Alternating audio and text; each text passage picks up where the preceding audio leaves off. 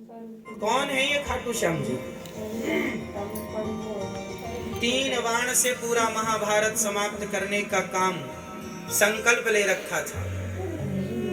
कौन? बर्बरीक जी ने 3 बाण से सारा युद्ध समाप्त। भगवान ने कहा, अच्छा यदि इस पीपल के पत्ते पर तुमने एक बाण से छेद कर दिया तो मैं मान लूंगा कि तुम 3 बाण से पूरा महाभारत जीत लोगे या समाप्त कर दोगे। ठीक। एक पत्ते के नीचे, पांव के नीचे पत्ता दबा लिया भगवान ने और बाण चलाया। श्री बर्बरीक जी ने चलाया बाण, एक बाण से सारे पत्तों में छेद हो गया। आश्चर्य मानेंगे आप लोग कि हरियाणा में आज भी कुरुक्षेत्र के पास वह गांव आज भी है और वह पीपल का पेड़ आज भी है, जिसके आज भी उस पीपल के हर पत्ते पर आज भी छेद है। मतलब जब नया पीपल का नया पत्ता निकलता है उसमें आज भी छेद है। आज भी आप जाकर देख सकते हैं, आज भी। ये बात कितनी पुरानी है? 5000 साल पुरानी है लगभग। भगवान ने तुरंत सिर काट दिया बर्बरीक जी का। हल कर लूंगा। अच्छा बताइए, भगवान ने बर्बरीक जी का सिर काट दिया तो क्या भगवान ने बर्बरीक जी के साथ सही किया कि गलत किया? आपके हिसाब से भगवान ने सही किया कि गलत किया? भाई किसी का आपने सिर इसलिए काट लिया कि आप बहुत बड़े बलवान हैं, आप 3 बाण से पूरा युद्ध जीत लेंगे, तो आपका सिर काट दिया गया। तो भगवान ने सिर काट के सही किया भगवान श्री कृष्ण ने या गलत किया? जोर से। सही किया। क्या सही था इसमें? सही किया। चलो मैं मान गया, मैं भी अभी कहूंगा कि सही किया, पर इस सही को सिद्ध करना पड़ेगा। कैसे सही है? इस सही को सिद्ध करना पड़ेगा। कैसे सिद्ध करेंगे आप? चलो हम बता दें आपको। ऐसे सिद्ध होगा कि भगवान ने कहा था कि तुम किसके पक्ष से युद्ध करोगे। बर्बरीक जी ने कहा जो हारेगा मैं उसके पक्ष से युद्ध करूंगा। तो भगवान को पता था कि कौरव हारेंगे, तो कौरव हारेंगे तो यह कौरवों के पक्ष से युद्ध करेगा। और कौरवों के पक्ष में यदि इतना बड़ा योद्धा खड़ा हो जाएगा तो कौरवों की शक्ति बढ़ जाएगी। और ये कौरव वही लोग हैं जो भरी सभा में एक नारी का अपमान करते हैं कपड़े उतार कर। तो ऐसे दुष्टों की सेना में ये जाकर उनका बल बढ़ाएं, इसलिए भगवान ने ना चाह करके भी सिर काट दिया। और सिर काटा। भगवान ने कहा बर्बरीक बताओ मैं तुम्हारी अभिलाषा पूरी करूं। अच्छा सिर कटने के बाद कोई जिंदा रहेगा क्या? बोलो। पर भगवान ने बर्बरीक जी को जिंदा रखा ना, क्योंकि भगवान के हाथ में मृत्यु है साहब। भगवान मरे को जिंदा कर सकते हैं। बताइए भगवान श्री कृष्ण ने किस मरे आदमी को जिंदा किया था? बताओ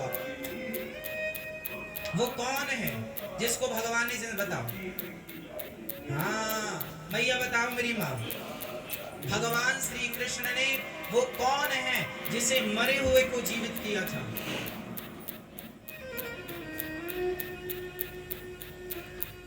चलो भैया बताओ। नहीं, अभिमन्यु को नहीं जिंदा किया था, उनके पुत्र परीक्षित को। हाँ ये ठीक है आपकी बात, गर्भ में रक्षा की थी। पर एक और ज्वलंत बात, गुरु जी का पुत्र सांदीपनी उज्जैन में रहते थे। गुरु जी सांदीपनी जी उज्जैन में रहते थे, जहां भगवान श्री कृष्ण पढ़ने गए और 64 दिन में 64 कलाएं सीखी। जहां पर सुदामा जी से भगवान की मित्रता हुई, वहां पर जब पढ़कर भगवान आने लगे तो भगवान ने गुरु जी से कहा, गुरु जी मैं आपको दक्षिणा में क्या दूं? तो गुरु जी ने कहा कि अपनी माँ से पूछ लो। तो गुरु माता से पूछने गए, गुरु माता जी आप बताओ क्या चाहिए? गुरु जी तो कुछ कह नहीं रहे हैं। तो गुरु माता ने कहा कन्हैया तुम हमें छोड़कर ना जाओ, यही हमारी गुरु दक्षिणा है। भगवान ने कहा माँ मुझे तो जाना पड़ेगा, कुछ और मांग लो। तो फिर एक काम करो, मेरा बेटा था वो मर गया था, कई साल पहले मर गया था, उसकी बॉडी भी खत्म हो चुकी थी, हड्डियों का भी पता नहीं था, हमें जिंदा करके दो। अब भगवान हो, अब भगवान तो भगवान है, ठीक है चले यमराज के पास, चलो हमारे गुरु जी के बेटा को लाओ। महाराज बेटा की आत्मा तो है, सूक्ष्म शरीर तो है, शरीर का आता पता नहीं है। भगवान बोले शरीर हम बनाएंगे, लाओ। शरीर आत्मा ली, सूक्ष्म शरीर लिया, और भगवान है वो साहब, भगवान है जो एक उंगली से पहाड़ उठाने की ताकत। उन्हें सामान्य पुरुष ना कहा करो, सामान्य इंसान सामान्य पुरुष मानना भी अपराध है। गुरु जी के मरे हुए पुत्र को शरीर बनाया भगवान ने अपने बल से, और आत्मा डाल दी, जिंदा करके दिया था गुरु जी का बेटा। ऐसे भगवान है।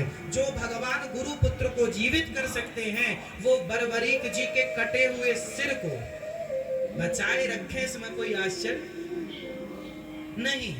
अब भगवान ने कहा बताओ तुम्हारी क्या इच्छा है। बर्बरीक ने कहा मैं आपके हाथ से मरना चाहता था, इसलिए मैंने जिद की आपसे, मैं आपके हाथ से मृत्यु चाहता था। भगवान बोले अब तुम मरोगे नहीं, इच्छा बताओ। बोले मैं महाभारत देखना चाहता हूँ। किस महाभारत में कौन योद्धा है। एक पर्वत के शिखर पर भगवान ने रख दिया कटा हुआ सिर, और कहा कि अब तुम्हें दर्द नहीं होगा, पीड़ा नहीं होगी, कोई कष्ट नहीं होगा।